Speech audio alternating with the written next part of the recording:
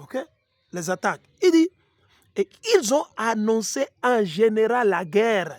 Les prophètes ont toujours annoncé, ils ont annoncé la guerre. Qui? Aux politiciens, aux présidents, premiers ministres, gouverneurs, maires, tout. C'est quoi? On aura peur d'eux, on ne va pas leur dire ce que Dieu a dit. Ils ne sont pas Dieu, non? Ils vont mourir, non? Comme vous et moi. Il dit quoi? En général, la guerre, virgule, le malheur et la peste, les maladies. Voilà les quatre choses en général. Ils ont toujours profité, il y aura guerre.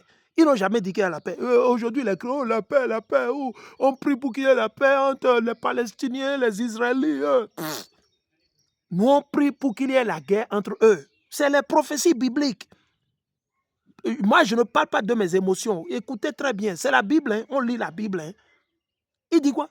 Et ils ont annoncé en général la guerre, virgule, le malheur et la peste. Ok? Donc, arrêtez. Vous verrez, ici, je vais vous montrer. Vous pensez que la venue de Jésus-Christ, là, ce serait pacifique? Non! Non, non, non, non, non, non, non, non, non, non, non, non, non, non, non, non, non, non. Qui vous a dit ça? Allons, je vais vous montrer. Je vais vous le montrer. Le retour de Jésus-Christ. Allons. Allons, on va voir le retour. Qu'est-ce qui va se passer? Les gens vont mourir en pagogo, en pagaille. Les rebelles, les menteurs, les bandits, les chrétiens, les musulmans, les politiciens, ils vont mourir en pagogo. C'est pas que je vous fais la bouche. Attendez, les kémites, vous allez mourir en pagogo. Attendez, on va vous le montrer. Le retour de Jésus-Christ, vous pensez que c'est une chose facile, vous entendez? Allons, on va vous le montrer. Allons dans Ésaïe, le chapitre 63. Allons, d'abord, je vais vous le montrer. Je suis dans Ésaïe, le chapitre 63, le verset 1. Quel est ce voyageur qui arrive d'Édom? Imaginez. Quel est ce voyageur? Le voyageur ici, c'est Hamashiach, c'est Jésus-Christ, qui arrive d'Édom, de Bosra, la capitale, les vêtements tachés de rouge. Imaginez ce qui va. Les vêtements tachés de rouge, de sang, c'est le sang. Le rouge ici représente le sang. Drapé dans son manteau, il va porter un manteau.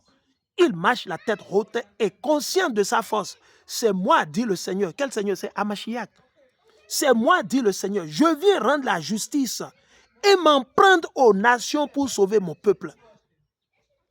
Ceux-là qui vous disent qu'ils sont Jésus-Christ en Côte d'Ivoire, Bénin, Ghana, Togo, vous avez déjà vu des propos comme ça? Vous avez déjà vu de ce genre de choses? Ils ont déjà fait ce genre de choses? Ils sont venus, ils sont cachés, ils ont fui le Bénin, ils sont allés au Togo, tout ça là. Et les trucs. Non. Non, non, non, non, non, non, non, non, non, non, non, non, non, non, non, non. Écoutez les prophéties. Ces prophéties ne se sont pas encore réalisées. Et ils sont là à dire qu'ils sont le fils de Jésus, Jésus-Christ. Je suis le fils de Dieu, mon père. Moi et mon père, on a établi. Moi et mon père, on a établi. Et maintenant, tout à coup, non, mais arrêtez. Écoutons, il dit, pour sauver son peuple. Ok? Il dit, mais pourquoi ce rouge à ton manteau et cette tache à tes vêtements? On dirait que tu as travaillé à fouler du raisin au pressoir parce que le raisin, ça a une couleur rouge. Quand vous le pressez, ça devient rouge. C'est avec ça qu'on fait du vin, le champagne, le whisky. Il faut les laisser fermenter jour après jour, mois après jour, des années sur des années. Ça dépend. Maintenant, il y a plusieurs sortes de raisins.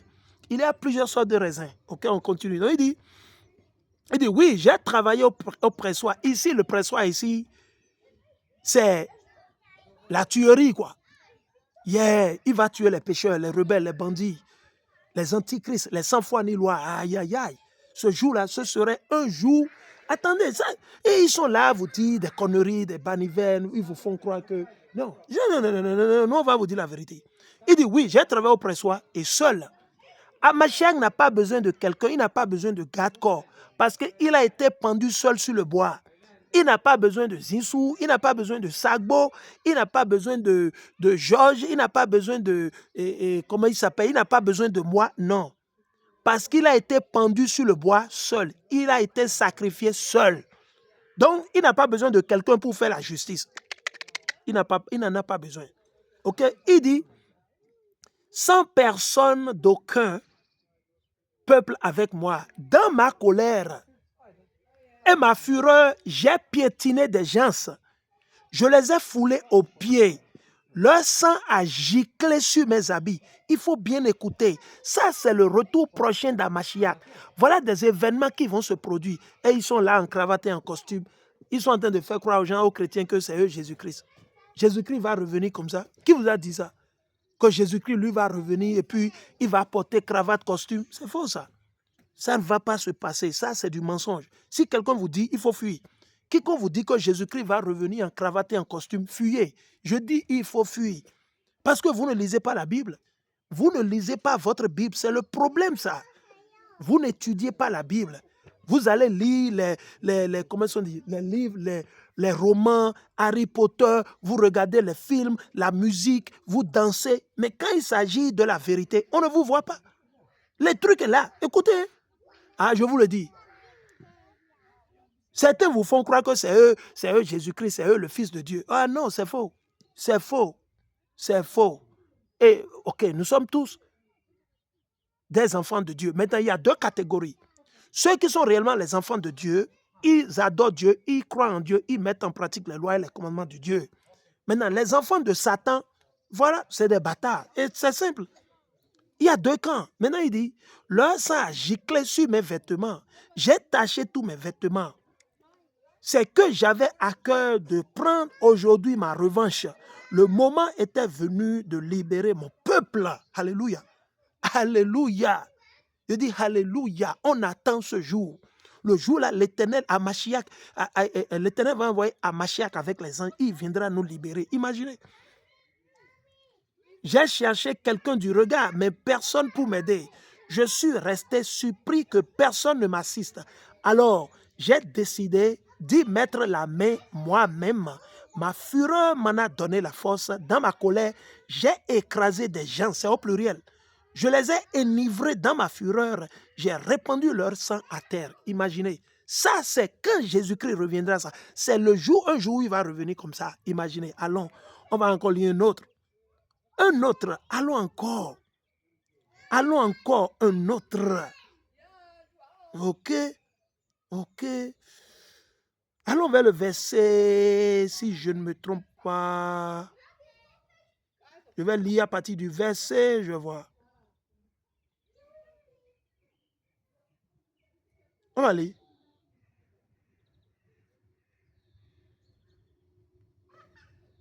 Je pense bien, je vais lire à partir du verset 15. Je pense bien. Soit je vais lire le verset 7. Je viens. Je vais lire à partir du verset 15. Je pense bien. Ok. Écoutez bien. Ça, c'est quand l'Éternel, il va envoyer à Mashiach. Cette prophétie ne s'est pas encore réalisée. This prophecy has not taken place yet. This prophecy has not been fulfilled yet. Has not been done yet. So stop it. Shut up. Écoutez, ici dans Ésaïe, le chapitre 66, c'est le dernier chapitre. Ésaïe 66, je vais lire du verset 15 sûrement à 15 à 17. Je vais lire 15 à 17. Ok? Ésaïe 65, 15 à 17. 66, 15 à 17. Écoutez. Voici en effet le Seigneur qui, à Mashiach, écoutez, c'est à Mashiach, hein? Il dit, voici en effet le Seigneur, il arrive dans le feu, dans un feu, imaginez. Ses chars sont comme l'ouragan, les chars, les voitures célestes, les Lamborghini célestes de l'Éternel sont comme quoi l'ouragan, rempli d'indignation. Vous savez ce que c'est l'indignation? C'est la mort, la destruction. Il vient exercer sa colère et réaliser sa menace dans un bouquet de flammes. Un bouquet de flammes. Flammes, mion. C'est pour ça les stations d'essence là, qui sont en train de construire partout là. Ça va prendre feu, non? Quand tout va bouleverser, Dieu, vous allez voir. Il dit là, ils n'ont qu'à encore construire plus. Ok? Il dit, c'est par le feu et l'épée, la guerre. Le feu et l'épée. Tout ce qui tue là, c'est considéré comme l'épée. Que le Seigneur se fera juge contre tous les humains. Contre tous les humains. Que ce soit le peuple de Dieu, que ce soit les autres nations. Même chose. Il y aura beaucoup de victimes. Non, il y aura quelques-uns. Non, Jésus-Christ, Jean 3,16, Dieu a aimé le monde si tant qu'il va sauver. Non, il dit quoi? Il y aura beaucoup de victimes, c'est au pluriel. Beaucoup de victimes. Beaucoup de victimes. Je parle ici des gens qui se purifient spécialement pour entrer dans certains jardins, dans certaines maisons, ok? Ils viennent s'y placer derrière celui qui est au centre, il mange du porc. Vous qui mangez la viande du porc, c'est de vous que ça parle. Ah ouais, on vous a déjà dit de ne pas manger la viande du porc. On vous a déjà dit de ne pas manger la viande du porc. Et ce n'est pas seulement la viande du porc, on vous a dit de ne pas manger la viande du chien, la viande du chat, la viande du serpent, la viande du singe. Mangez la liste des viandes ou des animaux que Dieu a autorisés. C'est écrit dans quel livre? Lévitique 11, Deutéronome 14, 1er Maccabée, le chapitre 1 jusqu'à 2e Maccabée, le chapitre. Allez le lire. Je ne vais pas vous le lire ici. Il dit, il mange du porc ou bien du rat. Chose abominable. Chose abominable. Dieu a interdit. Et il ne faut pas me questionner pourquoi Dieu a interdit. Il a interdit, point final, il a interdit. Si vous voulez obéir à Dieu, vous obéissez. Si vous ne voulez pas obéir, n'obéissez pas. Vous allez payer, tôt ou tard. Il n'y a pas à négocier. On ne négocie. On ne vous force pas à adorer Dieu. Vous êtes libre. Si vous voulez adorer Dieu, c'est bon. Si vous ne voulez pas adorer Dieu, c'est bon aussi. Il n'y a pas de problème. Il dit, ces gens-là finiront d'un seul coup, un seul coup. Le feu va les embraser. Le feu va les consumer. Ah oui, on vous a déjà dit, un homme averti en vaut plusieurs. C'est le Seigneur qui l'a dit, c'est pas moi.